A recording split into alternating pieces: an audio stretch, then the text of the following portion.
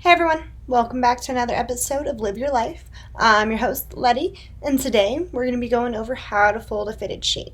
Enjoy! Hey everyone, today we're going to go over how to fold a fitted sheet. First thing you want to do is put both pointer fingers in the corners, put them together, pinch, and pull over. Then we want to run your hand straight down the seam and do the same thing. Fingers in corners, pinch, pull over. You want to run your hand straight across that seam as well. And then your inside should look exactly like this. And if it does, you want to fold that into thirds.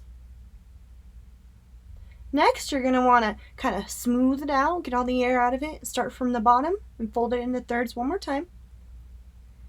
And then voila, you know how to fold a fitted sheet.